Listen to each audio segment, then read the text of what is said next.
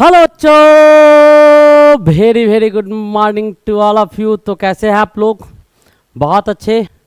तो आज फिर से टारगेट पॉलिटेक्निक के सीरीज में बहुत ही खूबसूरत सा लेक्चर आपके बीच लेके आए हैं। और आज का जो लेक्चर है बेटा वो बहुत ही इम्पोर्टेंट और बहुत खूबसूरत लेक्चर है। जो लेक्चर आपके बीच लाया गया है वो आपको मैथ का लेक्चर लाया गया है, गणित का लेक्चर लाया गया है। गणित के लेक्चर्स को लाए गए हैं और आज जो गणित का लेक्चर हम आपके बीच लाए हैं इसमें बहुत सारे क्वेश्चंस आपको अटपटे टाइप के क्वेश्चन है। क्वेश्चंस जितना दिया गया है वो आपको अटपटा टाइप का क्वेश्चन है, डायरेक्ट कॉन्सेप्ट पर क्वेश्चन नहीं है, डायरेक्ट सीधा कॉन्सेप्ट पर क्वेश्चन नहीं है, घुमा घुमा के क्वेश्चन को पूछा गया है। तो ये जो आपको अटपटा टाइप का क्वेश्चन घुमा घुमा के आपसे पूछा गया है, इस घुमा घुमा के जिलेबी टाइप के क्वेश्चंस को निकाल कर, जिलेबी टाइप के क्वेश्चंस को निकाल कर रसगुल्ला में कैसे बदलेंगे, ये आज आपको हम सिखाने वाले हैं। तो बहुत ही इम्पॉर्टेंट लेक्चर आपके बीच ये होने जा रहा है। शुरू से लास्ट तक इस लेक्चर में बने रहिएगा। क्वेश्चन का जब स्टार्टिंग करवाएंगे उसी क्वेश्चन से आपको आइडिया मिल जाएगा और ये पता चल जाएगा कि आपको किस टाइप के क्वेश्चंस इसमें पूछे गए हैं। तो बहुत ही बेहतरीन एक से एक अजूबा क्वेश्चंस और बहुत अच्छे अच्छे क्वेश्चंस आपको, डायरेक्ट कॉन्सेप्ट पर भी कुछ होगा लेकिन मैक्सिमम क्वेश्चन आपको बिल्कुल अटपटा क्वेश्चंस होगा। बिल्कुल अटपटा क्वेश्चन जो होगा अटपटा होगा और वही क्वेश्चंस होगा, वही प्रॉब्लम्स होंगे जो आपके परीक्षा में पूछे गए हैं और पूछे जाते हैं। वैसे क्वेश्चंस आपको इसमें हम लेके आए हैं। तो आज का ये खूबसूरत सा सेट जो हम बताने जा रहे हैं इसको आपको बीट नहीं करना है। और इसका पहला क्वेश्चन है, वैसे आप लोग के एग्जामिनेशन में बेटा 50% मैथ आता है। केमिस्ट्री और फिजिक्स को हमने बहुत ज़्यादा बूस्टअप कर दिया है। शुरू में महाभारत का कॉन्सेप्ट देके मैथमेटिक्स का भी बहुत क्वेश्चन बताए हैं आप लोग को, लेकिन मैथ का भी एक एक सेट एक एक चीज़ देखिएगा तो औरों के कंपैरिजन में बहुत बेहतर तरीका से एक्सप्लेन करते हुए शारदा क्लासेस वाले नजर आएंगे। तो 50% आपको मैथ आएंगे और 50% में बेटा पी और सी दोनों होता है। आपका फिजिक्स और केमिस्ट्री दोनों आपको 50% में होते हैं। तो ये भी इम्पॉर्टेंट, आपको बहुत इम्पॉर्टेंट है। तो ज़रा सा फोकस कीजिए कि मैथमेटिक्स पर आखिर जोर दे रहे हैं शारदा वाले, क्यों दे रहे हैं? क्योंकि आपके लिए, क्योंकि आपको आवश्यकता है मैथमेटिक्स की, बहुत ज़्यादा भी आवश्यकता है। तो चलिए स्टार्ट करते हैं और पहला क्वेश्चन देखते हैं। लेकिन याद रखिएगा ये आप डालना नहीं भूलेंगे, इसको अंगूठा जरूर लगाइए। बिना अंगूठा लगाए पैसा नहीं मिलता है यार। कुछ मिलता है कि आज के दौर में बिना अंगूठा? अपना पैसा निकालने जाओ फिर भी अंगूठा लगाओ, सिम लाने जाओ फिर भी अंगूठा लगाओ, कुछ भी करने जाओ अंगूठा लगाओ, कुछ भी करने। पहले कहता था कि अंगूठा लगाते हैं, बुर्बक हैं क्या? समझ में नहीं आता है। पहले यही कहता था लोग, अंगूठा लगाते हैं, बुर्बक हैं, समझ में नहीं आ रहा है।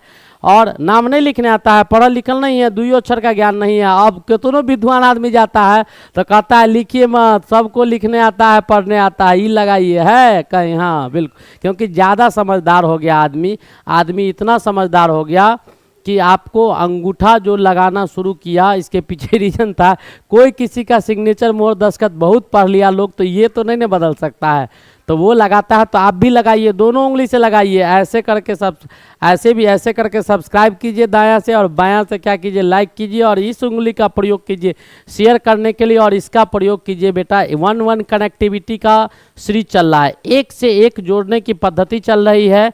जैसे सरकार कहता है कि हम दो हमारे एक होने चाहिए या दो होने चाहिए, तो हम दो हैं, एक हम है एक आप है, और दोनों से एक और को जोड़ दीजिए। ठीक है, बस आपको सिंगल को कनेक्ट करना है हमारे साथ, हम भी कुछ कनेक्ट करके लाएंगे। तो चलिए आज का ये खूबसूरत सा सेट स्टार्ट किया जाए आपके बीच।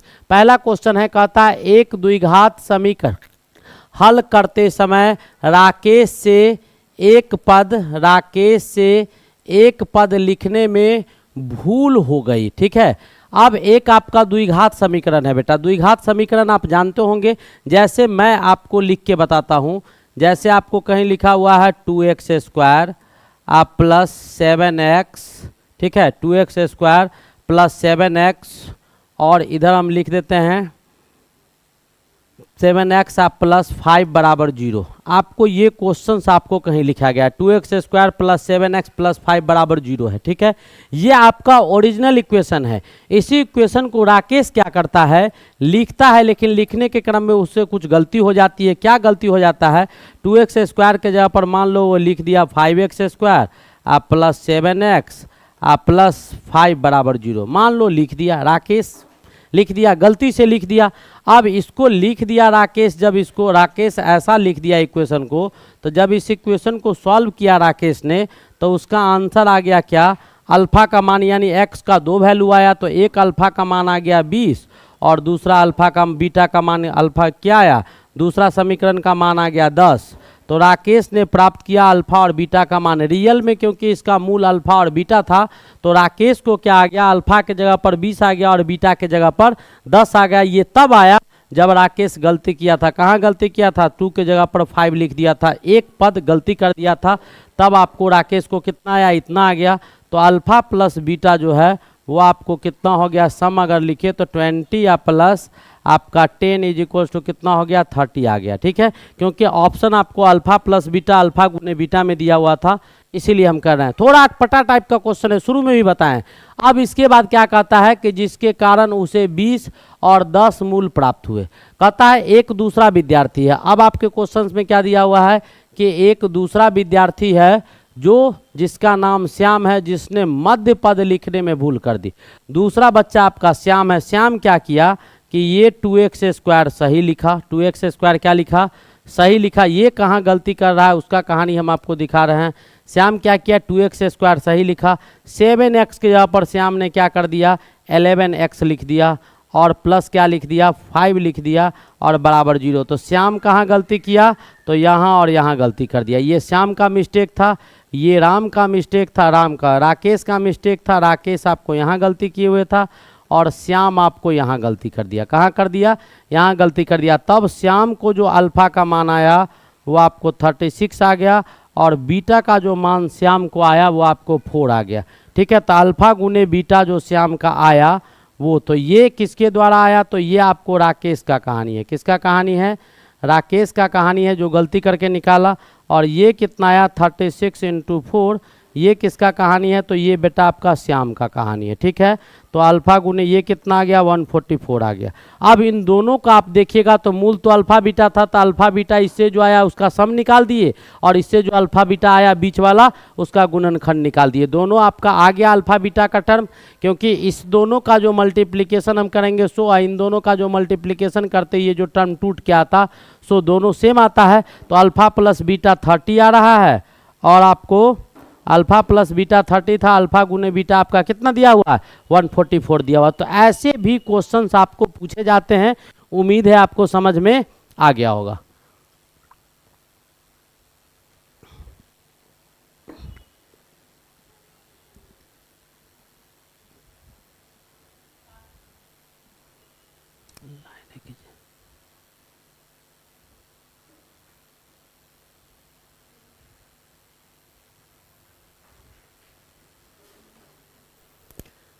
जनरेटर है कि लाइट। तो चलिए नेक्स्ट क्वेश्चन की ओर बढ़ते हैं और आज का हमारा अगला क्वेश्चन क्या है उसको जरा ध्यान से देखिएगा। क्या कहता है, दूसरा क्वेश्चन कहता है कि यदि किसी त्रिभुज ABC के दो कोण डिग्री में समीकरण, यानी कोणों का समीकरण दिया गया है। किसका, आपका जो त्रिभुज है उसके दो कोण जो दिए गए हैं। अभी तक जो बेटा हम पढ़ते थे उसमें कोण आपको रेशियो में देता था कि इसका कोण इतना है उससे ये दुगुना है, कम्प्लीमेंट्री एंगल के फॉर्म में था, सप्लीमेंट्री एंगल के फॉर्म में था। आज जो हम पढ़ रहे हैं उसमें किसी त्रिभुज के दो कोण को समीकरण के रूप में दिया गया है। किसके रूप में, समीकरण के रूप में। जैसे आपके सामने ये समीकरण है x² - 90x प्लस 2025 बराबर 0। ये समीकरण जो है इसको जब आप सॉल्व कीजिएगा, इसको जब हल कीजिएगा तो आपको किसी भी त्रिभुज के दो कोण का मान प्राप्त होगा। यानी दोनों कोणों की मदद से इस समीकरण को, द्विघात समीकरण को बनाया गया है। तो इस द्विघात समीकरण का जो हल आएगा वो आपको त्रिभुज के दो कोण को बता देगा। तो तीसरा कोण हम निकाल लेंगे क्योंकि त्रिभुज के तीन कोणों का मान 180 डिग्री होता है। दो कोण का मान यहाँ से पता चलेगा, तीसरा कोण हम 180 में से घटा के निकाल देंगे। जब तीनों कोण का मान पता चल जाएगा कि कितना डिग्री है, तब उस त्रिभुज के विषय में हम बता सकते हैं कि त्रिभुज जो लिया गया है वो त्रिभुज कैसा त्रिभुज है वो आप बता सकते हैं। ठीक है, तो चलिए स्टार्ट करते हैं। पहले इसको सॉल्व कर लेते हैं। अब इसको सॉल्व कीजिएगा तो ये आपका आ जाएगा x², ये 90x को लिख दीजिए 45x माइनस ये भी 45x इज इक्वल्स टू कितना, इज इक्वल्स टू कहते हैं बराबर कितना हो जाएगा, तो माइनस में आपका है तो माइनस आपका 2025 इज इक्वल्स टू 0, क्योंकि 45 का स्क्वायर बेटा आपको कैलकुलेशन मजबूत करना होगा, नहीं कीजिएगा तो मैथमेटिक्स में प्रॉब्लम होगा। 45 का स्क्वायर 2025 होता है, ठीक है, इसीलिए हम डायरेक्ट लिख दिए हैं। आपको अगर पता होगा तो आप भी लिख सकते हैं। अब ये x यहाँ से कॉमन लीजिए, x माइनस 45 आ जाएगा, फिर यहाँ से माइनस 45 को कॉमन लीजिए, ये आपका x माइनस 45 आ जाएगा, और ये इज इक्वल्स टू कितना है 0। इन दोनों में से क्या कीजिएगा, x माइनस 45 को बाहर निकाल लीजिए आप, इधर क्या बचेगा x और इधर क्या बचेगा 45, तो x minus 45 is equals to 0, यानी x का दो वैल्यू आपको आएगा, एक 45 और दूसरा भी 45। यानी किसी भी त्रिभुज के दो कोण का मान, एक का 45 डिग्री और दूसरा का भी 45 डिग्री, इट मीन्स कि आपका त्रिभुज आपका राइट एंगल हो जाएगा, जिसमें ये आपका a मान लेते हैं, ये b मान लेते हैं और ये c मान लेते हैं। ये आपका 45 आ गया और ये भी 45 डिग्री आ गया और ये आपको 90 डिग्री आ गए। इट मीन्स आपको राइट आइसोसेलेस ट्रायंगल हो गया, यानी 90 डिग्री और दो त्रिभुज बराबर। तो कहता है समद्विबाहु, तो समद्विबाहु है, समकोणीय नहीं, समकोणीय नहीं है, समकोणीय है। यहाँ गलत हो गया, यहाँ ये ऑप्शन गलत हो गया, न समद्विबाहु है और न ही समकोणीय है, दोनों का दोनों है बेटा, यहाँ उल्टा दिए हुए, समकोणीय तथा समद्विबाहु। हाँ बिल्कुल, समकोणीय भी है और समद्विबाहु। एक कोण 90 डिग्री है और बाद बाकी बचा हुआ दोनों का दोनों कोण आपस में क्या है, बराबर है। यहाँ तक समझ में आ गया, कोई डाउट नहीं। चलिए नेक्स्ट क्वेश्चन की ओर बढ़ते हैं और हमारा अगला क्वेश्चन क्या कहता है उसको देखते हैं।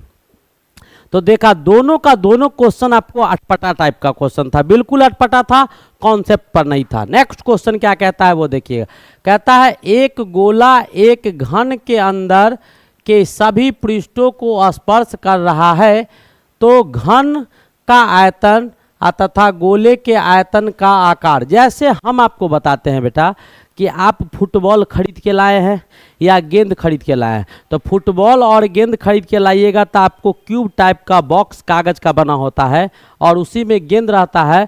जो कागज़ का बना हुआ बॉक्स जो होगा उसके सभी भुजाओं को क्या करेगा, टच करने का काम वो गेंद करेगा, ठीक है। इधर से दबाइएगा तो गेंद पर हाथ जाएगा, इधर से भी, ऊपर नीचे भी, इस साइड से भी और इस साइड से भी। तो वैसा हम आकृति कोशिश करते हैं आपको बना के दिखाने का। तो चूँकि 3D फिगर है तो मैं आपको दिखाने की कोशिश कर रहा हूँ, ज़रा ध्यान से देखेंगे आप तो उम्मीद है समझ में आ जाना चाहिए। तो ये बेटा आपका घन है, ये आपका घन है, घन का सब भुजा बराबर होता है, L L L मान लिए। अब कहता है कि इसी के अंदर, इसी घन के अंदर एक गेंद को रखा गया है जो इसके सभी सतहों को छूने का काम करता है। तो हम एक साइड आगे का पोर्शन गेंद का केवल आपको दिखा दे कि गेंद जो होगा आगे का यानी टच करेगा तो इसका ऊपर वाला टच किया, इस साइड वाला टच किया, इधर टच किया, पीछे टच किया, बाहर का टच किया, नीचे वाला टच किया। तो ये आपका गेंद है। तो गेंद जो आप देखिएगा तो गेंद का जो डायमीटर आएगा वो भी आपका L आ जाएगा, दिखाई दे रहा होगा। इसके अंदर ये गेंद रखा हुआ है, ठीक है, ऐसा आपको दिखाई दे रहा होगा। हम इस साइड से खोल के दिखाए हैं कि अंदर में गेंद रखा हुआ, ठीक है।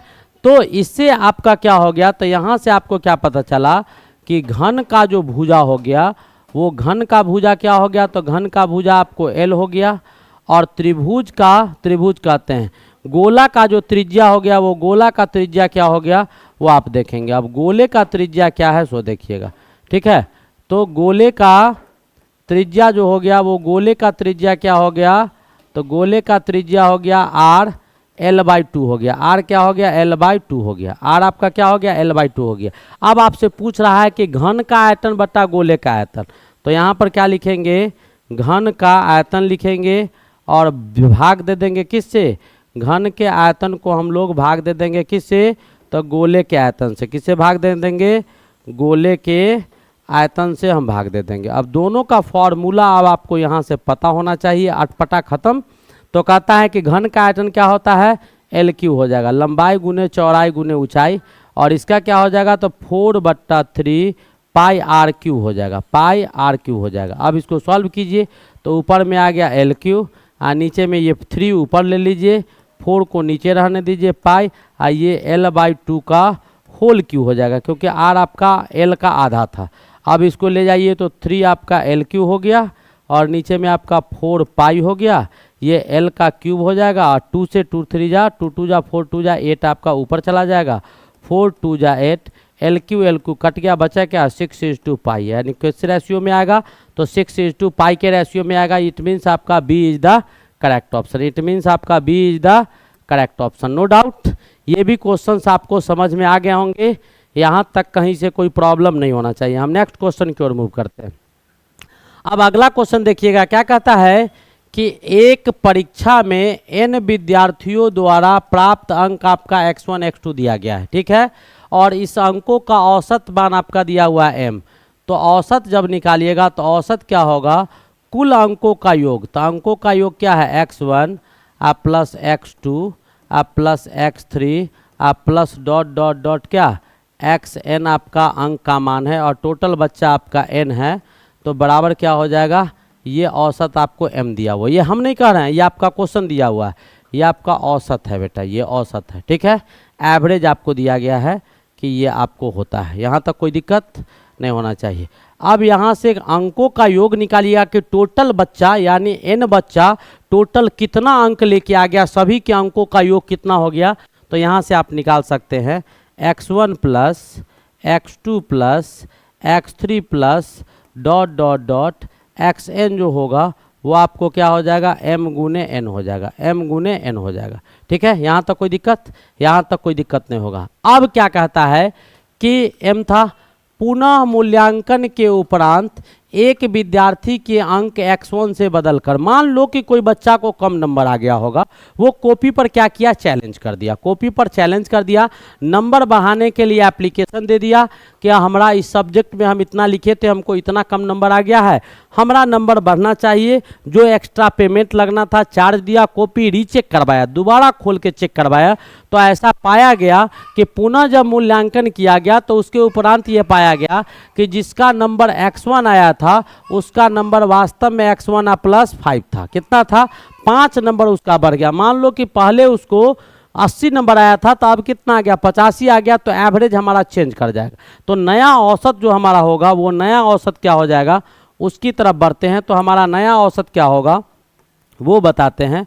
तो नया औसत हमारा क्या हो गया, सब चीज़ तो सेम रहेगा, चेंज कहाँ हो जाएगा, तो सभी अंकों का योग, तो अंक तो यही रहेगा, 5 बढ़ जाएगा, x1 के जगह पर x1 प्लस 5 हो जाएगा, बाद बाकी सारा चीज़ आपको जैसे था x2 आप प्लस x3 आप प्लस डॉट डॉट डॉट कितना xn जैसे था वैसे रहेगा, और टोटल बच्चा आपका n था तो n ही रहेगा। अब इसको आप सॉल्व कीजिएगा तो कैसे कीजिएगा, तो x1 plus x2 plus x3 plus dot dot dot xn था और 5 को अलग ले गए तो ये आपका प्लस 5 आ गया, अपॉन में बेटा n था तो n आ गया, ठीक है। अब इसका वैल्यू क्या निकाले हैं ऊपर वाले से, तो mn दिया हुआ है, तो ये क्या आ गया mn आप प्लस 5 अपॉन क्या आ गया n, mn plus 5 upon n आपका नया औसत है ऑप्शन, बिल्कुल है, D is the correct option. कौन सा option, D is the correct option. D option जो था वो आपका बिल्कुल सही ऑप्शन था। तो ये भी क्वेश्चंस आपको समझ में आ गए होंगे। तो सारे क्वेश्चन में गलती है और ऐसे क्वेश्चन में आप भी गलती करते हैं। पहला क्वेश्चन में राकेश और श्याम गलती किया, बिल्कुल। दूसरा क्वेश्चन में आपका क्या था, जरा ध्यान से देखेंगे तो आपको समझ में आएगा। सारे क्वेश्चंस में बच्चे गलती कर रहे हैं, ठीक है। तो पहला क्वेश्चन में आपका कौन गलती किया, तो यहाँ पर बेटा राकेश से भी गलती हुआ और श्याम से भी गलती हुआ तो आंसर गलत आया, हमने सुधार के दिखा दिया। दूसरा क्वेश्चन में भयंकर गलती किया कि भाई बनाने वाला क्वेश्चन डिग्री वाला जो टर्म था उसको समीकरण में लेके चला गया, ट्राइगो का क्वेश्चन क्वाड्रेटिक में घुसा दिया, लेकिन चलो क्वाड्रेटिक से निकाल के फिर हम उसको कहाँ डाल दिए, ट्राइगो में डाल दिए, तो ये भी एक गलती था। तीसरा क्वेश्चन में क्या किया, तो कहाँ गेंद है और कहाँ आपका स्फीयर था, तो दोनों को एक जगह घुसा दिया, अलग अलग रखता अच्छा रहता, तो ये भी था। और चौथा क्वेश्चन में भी आपने देखा कि गलती ही कर दिया, नंबर डालना था कितना 85, डाला गया कितना 80, तो ये भी टीचर के द्वारा गलती हुआ, तो कोई दूसरा टीचर उसको क्या किया, सुधार दिया। चलिए नेक्स्ट क्वेश्चन की ओर बढ़ते हैं और आज का हमारा अगला क्वेश्चन क्या है वो ध्यान से देखिएगा। अब इसमें भी गलती है, क्या कहता है, के बिन मानों के लिए समीकरण एक्स स्क्वायर, के बिन मानों के लिए समीकरण एक्स स्क्वायर माइनस 3 प्लस के गुने एक्स प्लस 9 बराबर 0 के मूल क्या होंगे, के मूल समान होंगे। तो बेटा के का कहता है कि किस मानों के लिए, बिन मानों के लिए, के किस मानों के लिए, तो मूल आपका समान कब होगा वो आपको बताते हैं। मूल आपका समान कब होगा, मूल समान होंगे कब, मूल समान होंगे जब डिस्क्रिमिनांट डी का मान आपको क्या आएगा, 0 आएगा। मूल अगर समान है इसका मतलब डी 0 है, और डी 0 है इसका मतलब मूल उसका समान है। तो आपको पूछ रहा है के किस मानों के लिए इसके मूल समान होंगे, तो हम मूल को ही समान कर दिए तो के का मान निकल जाएगा। ठीक है, तो डी बराबर क्या होता है, तो आप जानते हैं डी बराबर b² minus 4ac is equals to 0 आ जाएगा। बी आपको क्या दिया हुआ है, ए क्या दिया हुआ है, सी क्या दिया हुआ है, वो सब आपको जानकारी में होना चाहिए। तो आपका यहाँ पर ये ए है, 1 जो दिया गया है ये ए है, ये आपका पूरा टर्म जो दिया गया है ये आपका बी है, और ये टर्म जो दिया गया है ये आपका सी है। तो b² कहने का मतलब कि 3 + k का होल स्क्वायर हो गया, माइनस 4a के जगह पर 1 और c के जगह पर 9 इज इक्वल्स टू 0 हो जाएगा। अब इसको सॉल्व कीजिएगा तो k का वैल्यू आपको आएगा। हम सॉल्व करते हैं तो 3 + k², 3 + k का होल स्क्वायर अब बराबर, इसको सॉल्व कीजिएगा तो 4 × 9 36 हो गया, उधर चला गया तो 36 हो गया। ठीक है, अब यहाँ से आपको वैल्यू क्या आ जाएगा वो आप जरा ध्यान से देखेंगे तो यहाँ से आपको समझ में आएगा। 3 + k को इधर रखते हैं, 3 + k को इधर रखते हैं, और इधर जैसे ही लिखिएगा तो ये आपका आ जाएगा √36 आ जाएगा। ठीक है, तो यहाँ से आपका ±6 आ जाएगा, और ये 3 + k आ जाएगा, 3 + क्या आ जाएगा, k आ जाएगा। यहाँ पर 3k नहीं था, 3 + k आ जाएगा, गलती किए हुए थे। यहाँ पर क्या हो जाएगा, 3 + k आ जाएगा, 3 + k यहाँ आ गया। ठीक है, अब यहाँ से क्या आ गया, तो 3 + k का 2 मान आया, 3 + k² हटाएं तो रूट में चला गया, 2 मान आया। एक क्या आया, 3 + k बराबर 6 आ गया, और दूसरा क्या आ गया, 3 + k बराबर -6 आ गया। ठीक है, तो यहाँ से k बराबर क्या हो जाएगा, 6 - 3 बराबर कितना आ जाएगा, 3, और यहाँ से k बराबर क्या हो जाएगा, -6 - 3 बराबर क्या हो जाएगा, -9। तो हमारे पास k का 2 वैल्यू आया, समान मूल होने के लिए k का 2 मान आया, एक k का मान +3 और एक k का मान -9, यानी कौन सा option, C is the correct option.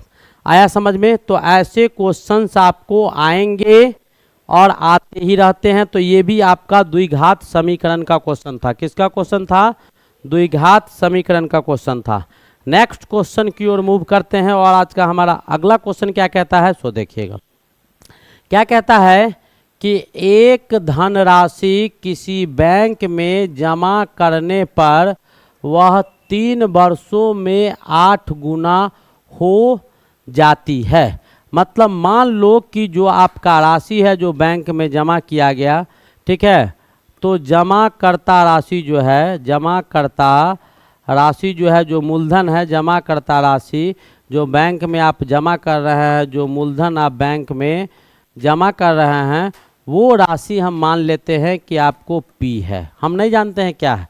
ठीक है, तो एक धनराशि आपको P रुपया क्या किया गया है, बैंक में जमा किया गया है। ठीक है, और कहता है कि किसी बैंक में जमा करने पर वह 3 वर्षों में, टाइम आपका कितना दिया गया है, तो 3 साल दिया गया है। कितना साल, 3 वर्षों में 8 गुना हो जाता है। अमाउंट जो उसका हो जाता है वो कितना हो जाता है, 3 साल के बाद वो राशि कितना में बदल जाता है, तो 8 गुना हो जाता है। यानी आपका P जो है 8P में, जबकि इस पर लगने वाला चक्रवृद्धि ब्याज पर वर्ष दे है, यानी प्रत्येक चक्रवृद्धि ब्याज जो इस पर लग रहा है वो आपको किस हिसाब से लग रहा है, वो आपको दिया गया है। वो आपको क्या कर दिया गया है कि दिया गया है कि इस पर जो चक्रवृद्धि ब्याज लगेगा वो आपको, तो मिश्रधन कितना हो गया, 8P हो गया। चक्रवृद्धि ब्याज जो है वो आपको मान लेते हैं कि चक्रवृद्धि ब्याज R लगता है, तो क्या होगा वही आपसे पूछा जा रहा है कि मूलधन क्या जमा किया होगा। तो मान लेते हैं कि इसका जो मिश्रधन आ जाएगा 3 साल के बाद वो 8 गुना हो गया। तो 3 साल के बाद टोटल राशि जो आपको मिलेगा वो मिश्रधन, यानी जो अमाउंट आपको मिलेंगे, प्रिंसिपल आपका ऊपर था, जो अमाउंट आपको मिलेगा वो कितना मिलेगा, तो 8P रुपीज़ आपको मिल जाएगा। ठीक है, 3 साल के बाद। ये आपका प्रिंसिपल अमाउंट था, ये आपका मूलधन था। कैसा अमाउंट था, प्रिंसिपल अमाउंट था, ये आपका मूलधन था। तो आपसे पूछ रहा है तो क्या होगा, तो रेट क्या लगेगा वही पूछ रहा है। ब्याज दर तो आर मान लेते हैं कि R% पर एनम इसका जो है रेट है। रेट आपको इसका क्या मान लिए, R% पर एनम हमने मान लिया, ठीक है। तो अमाउंट जो होगा वो ए बराबर क्या होगा, P गुने 1 + R/100 to the power T बराबर अमाउंट कितना दिया गया है आपको, तो अमाउंट आपको 8P है। तो 8P हो गया, ये आपका P था तो P मान लीजिए 1 + R के जगह पर R है, अब बट्टा में 100 है, ऊपर में T बराबर 3 दिया हुआ है, अब बराबर कितना दिया हुआ है 8P। अब यहाँ से क्या होगा, इस P से ये P कट जाएगा, अब बचा क्या आपके पास, तो 1 + R/100 टू द पावर 3 बराबर क्या हो जाएगा 2 टू द पावर 3। दोनों का पावर सेम है तो बेस नीचे वाला क्या हो जाएगा, तो ये भी आपके सेम हो जाएंगे। तो ये सेम कैसे होंगे जरा इसको कीजिएगा, तो यहाँ से करेंगे तो हमारे पास आएगा 1 + R/100 = 2 आ जाएगा, ठीक है। तो R बराबर क्या हो जाएगा, R/100 = 1 को उधर ले जाइए तो 2 - 1 हो जाएगा, यानी R बराबर क्या हो जाएगा 1, और ये 100 को इधर गुना कीजिएगा तो 100 कितना, तो 100% पर एनम, 100% पर एनम। कैसे वो ध्यान से देखिएगा। मान लीजिए कि कोई आदमी 1 लाख रुपया बैंक में जमा किया, ठीक है, तो 1 साल के बाद वो पैसा कितना हो जाएगा, डबल हो जाएगा। तो कितना हो गया, 2 लाख रुपया हो गया, ठीक है। 1 साल के बाद 2 लाख, फिर दूसरा साल वो बैंक में छोड़ दिया तो 2 लाख का डबल हो गया, कितना हो गया 4 लाख का। फिर तीसरा साल वो बैंक में छोड़ दिया तो 8 लाख, तो 8P हो गया ना। तब P यानी क्या, 1 लाख जमा किया 8P हो गया, तो 100% उसका प्रत्येक साल 100% यानी प्रत्येक साल दुगुना पैसा होगा, तभी आपका 1 लाख का 8 लाख आपको 3 महीना में मिलेगा। तो कौन सा ऑप्शन होगा, D is the correct option, this is your correct option. ये आपको बहुत ही बेहतरीन ऑप्शन होगा, ठीक है।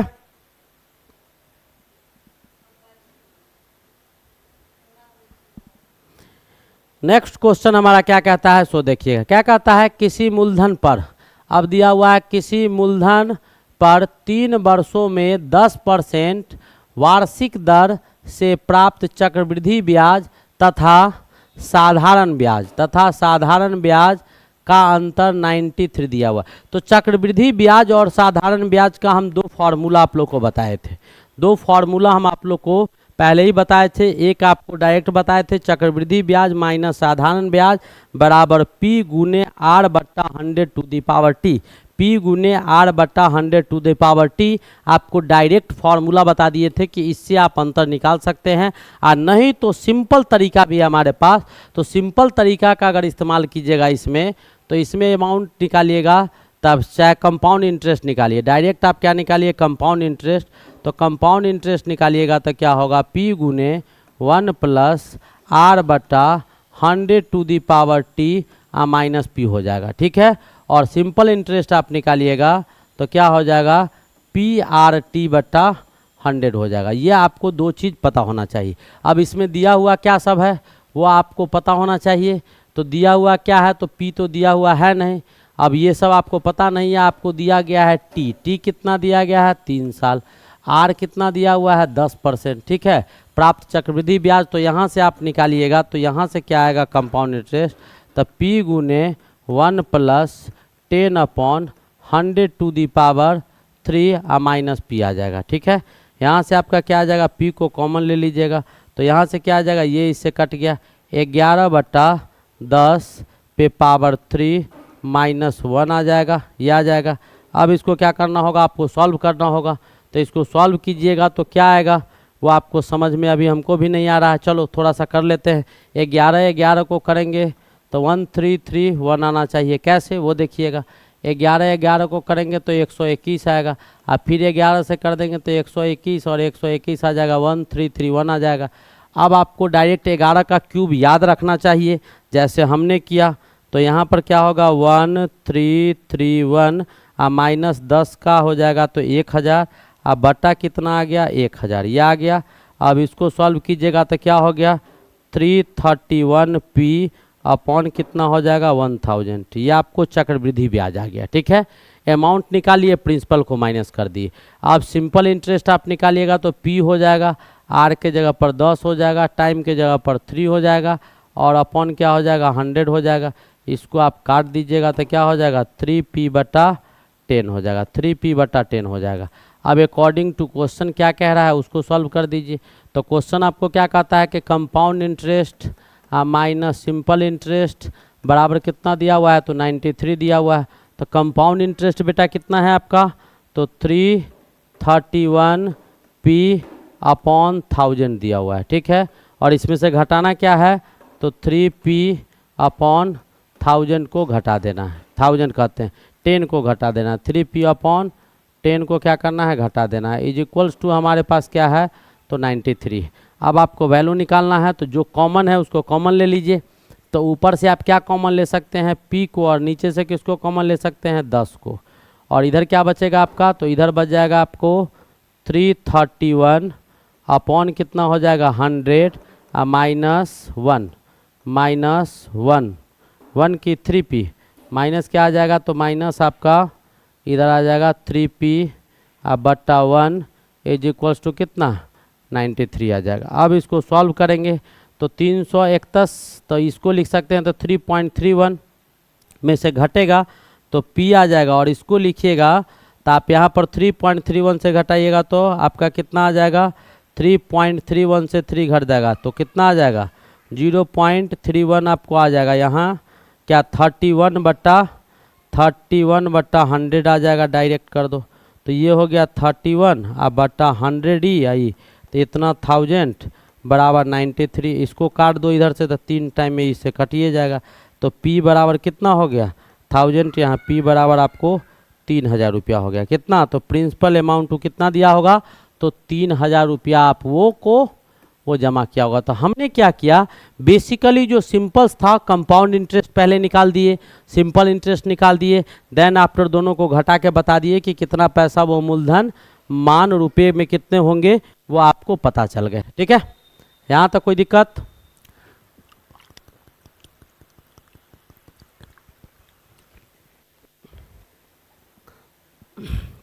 हमारा अगला क्वेश्चन क्या है वो देखिएगा। क्या कहता है कि यदि एक धन का विकर्ण 3√3 हो तो इस धन के पृष्ठ का कुल क्षेत्रफल कितना होगा। तो धन का बेटा विकर्ण जो होता है क्यूब का, हम इससे पहले डायग्राम के साथ एक क्वेश्चन बताएं। क्यूब का विकर्ण जो होगा, क्यूब का विकर्ण d बराबर क्या हो जाएगा, तो d आपका हो जाता है क्या √3 यानी √3l हो जाएगा। 3√3 आपको l के बराबर आ जाएगा। कितना आ जाएगा, √3l के बराबर आ जाएगा। का है वो आप ध्यान, जैसे ये क्लासरूम है तो बीच वाला एक डायमीटर निकालिए, तो l² जैसे मैं आपको यहाँ दिखा देता हूँ डायग्राम। इससे पहले भी डायग्राम मैंने आपको दिखाया था, तो आप डायरेक्ट भी फॉर्मूला यूटिलाइज कर सकते हो और इनडायरेक्ट जो मैं डायग्राम से दिखा रहा हूँ इसका भी मदद ले सकते हैं। तो पहले आपको क्या करना होगा, इसका डायगोनल एक फेस का निकालना होगा। ये l है, ये l है, तो ये आपका √2l हो जाएगा। ठीक है, अब जो क्यूब का डायगोनल आपका आएगा वो डायगोनल आपका दरअसल ऐसा आएगा। ठीक है, ऐसा डायगोनल आएगा। तो ये 2l है, ये l, तो ये क्या हो जाएगा √3l हो जाएगा। ठीक है, ऐसे करके नीचे वाला फेस का ये निकाल लेंगे और फिर इधर का निकाल देंगे तो √3l आ जाएगा। और ये किसके बराबर दिया हुआ था, तो 3√3 के बराबर दिया हुआ था। इससे क्या पता चला कि √3 तो कट गया, तो l आपका कितना आ गया, तो 3 आ गया। l कितना आ गया, 3 आ गया। जैसा कि हमने देखा कि l बराबर 3 आ गया। तो धन का क्या निकालना है, धन के पृष्ठों का कुल क्षेत्रफल निकालना है। तो कुल क्षेत्रफल इसके पृष्ठ का निकालिएगा, कुल क्षेत्रफल तो क्या हो जाएगा, तो इसका 6l² क्या हो जाएगा, 6l² हो जाएगा।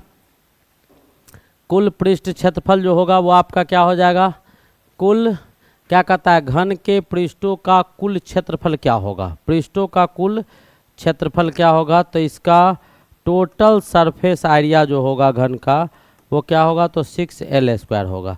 तो 6 लिख सकते हैं और l² यानी 3 का स्क्वायर, तो 6 × 9, 9 6 या 54 सेंटीमीटर था, तो ये आपका सेंटीमीटर स्क्वायर हो जाएगा। यानी कितना 54 सेंटीमीटर स्क्वायर आपका इसका क्षेत्रफल हो जाएगा। डायग्राम यहाँ बना दिए, वहाँ सॉल्व कर दिए।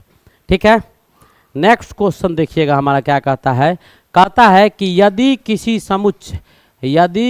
समुच्चय के उप समुच्चयों की कुल संख्या के हो, आपका कोई समुच्चय है जिसका उप समुच्चय का कुल संख्या k हो तो k का न्यूनतम मान क्या होगा वही पूछ रहा है।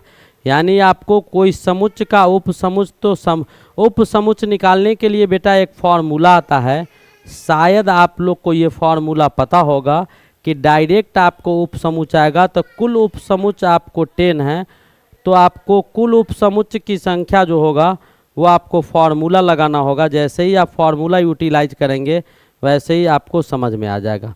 तो आपके क्वेश्चंस में क्या दिया है पहले उस पर मंथन करेंगे। तो पहले हमारे क्वेश्चंस में दिया गया है कि कुल उप समुच्चय का जो संख्या है, कुल उप समुच्चय जो है यानी कुल यानी टोटल सबसेट का जो संख्या है, कुछ उप समुच्चय का जो संख्या है वो आपको क्या दिया गया है तो k दिया गया है। और हम एक फार्मूला जानते हैं, कुल उप समुच्चय का संख्या बराबर क्या होता है 2 टू दी पावर n होता है, 2 टू दी पावर n होता है, ऐसा हम लोग जानते हैं। अब आपके पास जो क्वेश्चन दिया गया है वो क्या दिया गया, अर्थात रिक्त समुच्चयों में क्या कहता है कि कुल उच्च समुच्चय का संख्या कम कितना हो सकता है। तो सबसे कम पूछ रहा है कि न्यूनतम मान कितना होगा, तो 2 टू दी पावर n का 2 टू दी पावर n का न्यूनतम मान क्या हो सकता है। तो इसका न्यूनतम मान बेटा सबसे कम अगर होगा तो 2 टू दी पावर n का मान आपको 0 हो सकता है। 0 क्या हो सकता है, 0 0 नहीं, कुछ समुच्चय है तो कुछ कुल सब उपसमुच्चय होंगे तो सबसे कम मान क्या होगा 1 होगा। और ये तब आएगा जब 2 टू दी पावर n बराबर 2 टू दी पावर 0 कर देंगे, 1 को 2 टी तो n का मान आपका क्या हो जाएगा 0, n का मान क्या हो जाएगा तो आपका 0 हो जाएगा, n का मान 0 हो जाएगा। और n का मान 0 होगा कब, जब आपका इसका मान क्या होगा, कुल उप समुच्चय का जो संख्या होगा वो 1 होगा तब। तो कुल उप समुच्चय का संख्या कितना हो जाएगा 1 हो जाएगा, तो n का मान 0 हो जाएगा। ठीक है, तो ये भी आपको बहुत खूबसूरत अटपटा टाइप का क्वेश्चन था, इसको भी मैंने क्या किया सॉल्व कर दिया, इसको भी क्या किया सॉल्व कर दिया। नेक्स्ट क्वेश्चन हमारा क्या है सो देखिएगा। अब क्वेश्चन क्या कहता है कि a माइनस बी बराबर 5, 5 का मतलब होता है बेटा खाली, a माइनस a में से b को अगर घटाते हैं तो 5 आ जाता है, यानी क्या रिक्त समुच्चय, यानी जो a माइनस बी आएगा वो खाली होगा। खाली कैसे होगा, तो मान लेते हैं कि a बराबर मान लेते हैं कि 1 b c d 7 दिया हुआ है, और b बराबर आपको दिया हुआ है क्या b c d 7 1 ये दिया हुआ है। अब a में से b को आप घटाइएगा तो a में से b से घट गया, c से घट गया, d से घट गया, 7 से 1 से, तो ये क्या आ गया 5 आ गया।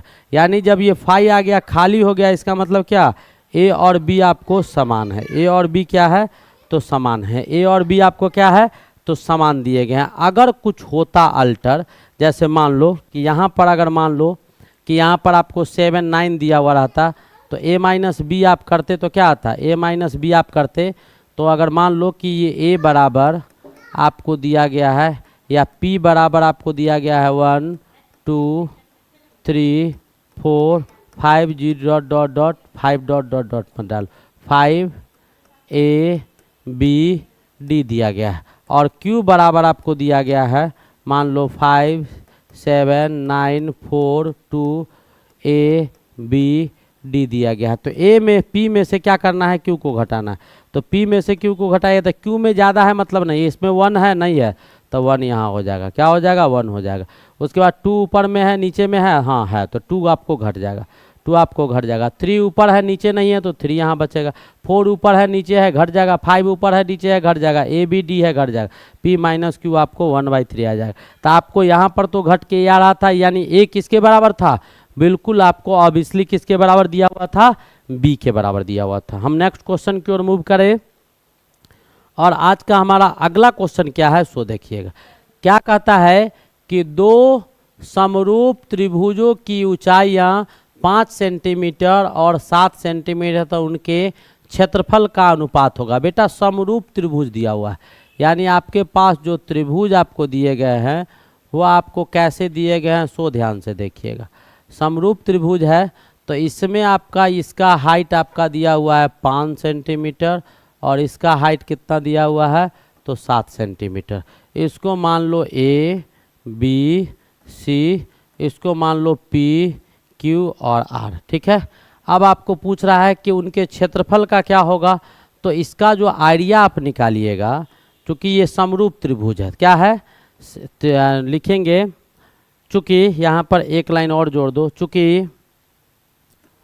चूँकि त्रिभुज A B C and P Q R, त्रिभुज पी क्यू आर समरूप है यानी सिमिलर है। ठीक है, समरूप है तो क्या हो जाएगा, तो समरूप का प्रॉपर्टी गुण आप जानते होंगे कि इसका जो एरिया निकालिएगा त्रिभुज किसका ए बी सी का एरिया बटा त्रिभुज किसका पी क्यू आर का क्षेत्रफल आप निकालते हैं, तो वो किस किस के बराबर हो जाएगा, तो यहाँ पर ए बी के स्क्वायर का बट्टा यहाँ पर पी क्यू के स्क्वायर का, और यहाँ पर बी सी के स्क्वायर का, तो यहाँ पर क्यू आर के स्क्वायर का, यहाँ पर सी ए के स्क्वायर का, तो यहाँ पर आर पी के स्क्वायर का, और यहाँ पर ये डी मान लीजिए और ये एम मान लीजिए, तो यहाँ पर पी डी के स्क्वायर का।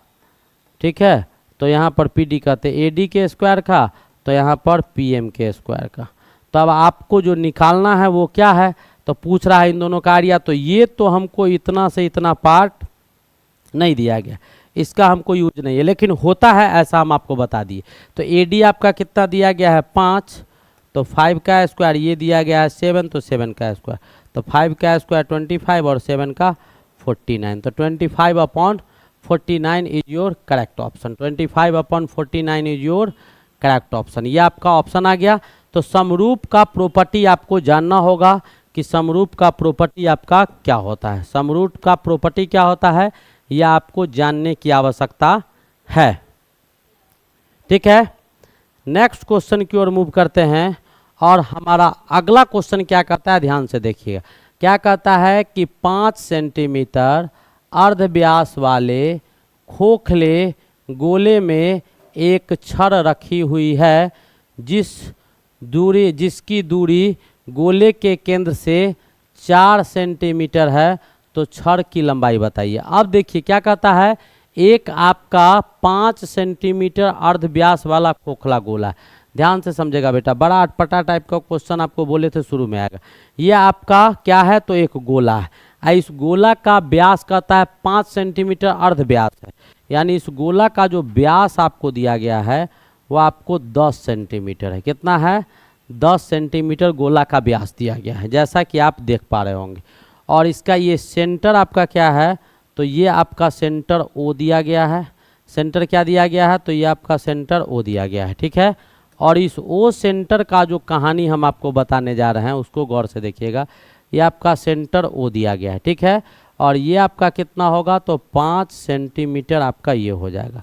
अब कहता है कि इससे 4 सेंटीमीटर, सेंटर से 4 सेंटीमीटर दूरी पर ये खोखला है, खाली है, तो इससे 4 सेंटीमीटर के दूरी पर, तो मान लेते हैं कि ये 4 सेंटीमीटर के दूरी पर आपको एक रॉड इसमें डाला गया है।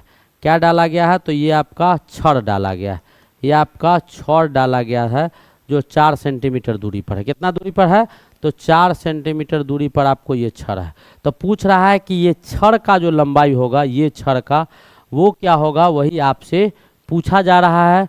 तो इस छड़ की लंबाई क्या होंगे वही आपको निकालना है। हम डायग्राम बना दिए हैं, इसका लंबाई आप फटाफट निकाल के दिखाइए कि इसका लंबाई क्या होगा।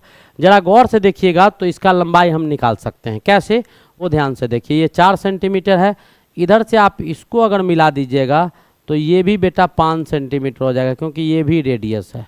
ठीक है, अब ओ इसको एम मान लो, इसको पी क्यू मान लो। ठीक है, अब यहाँ से ध्यान से देखो कि इन ट्रायंगल किस त्रिभुज में, त्रिभुज ओ एम क्यू में, किस में, त्रिभुज ओ एम और क्यू में, क्या इन ट्रायंगल ओ एम क्यू में आप चलिएगा तो एम क्यू का मान जो निकालिएगा, एम क्यू का मान, तो एम क्यू बराबर क्या हो जाएगा, रूट अंडर ओ क्यू का स्क्वायर पाइथागोरस थ्योरम से माइनस ओ एम का स्क्वायर हो जाएगा। ठीक है, ये आपको समझ में आ रहा होगा।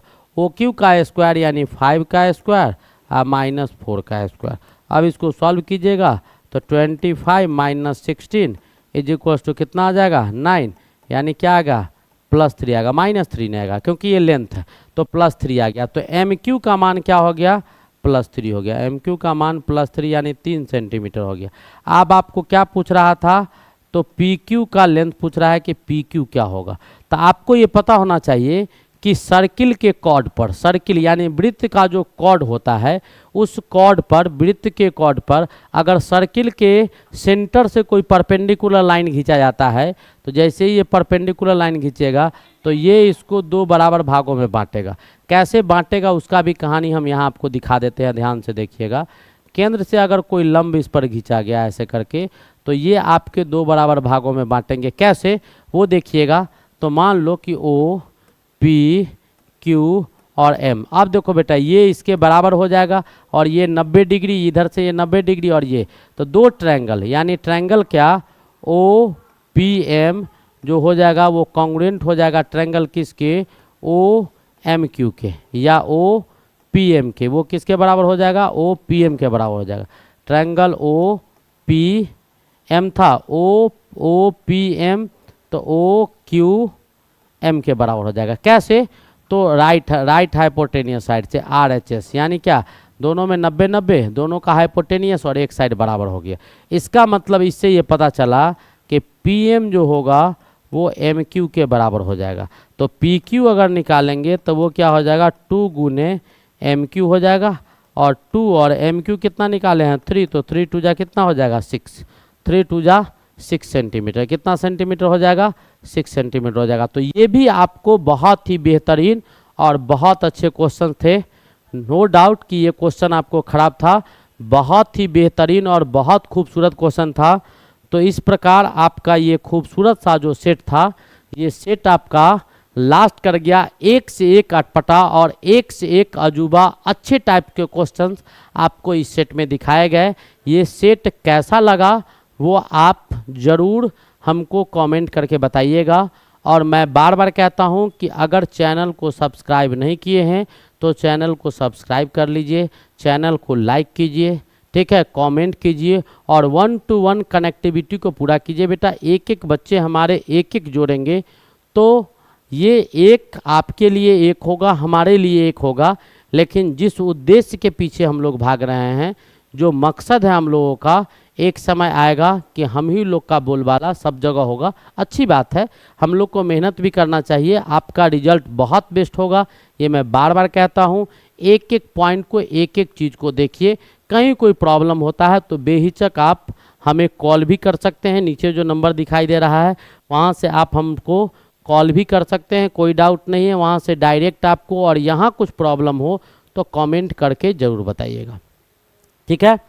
तो तैयारी कैसे करना है वो मैं ज़रा सा आपको बताऊं।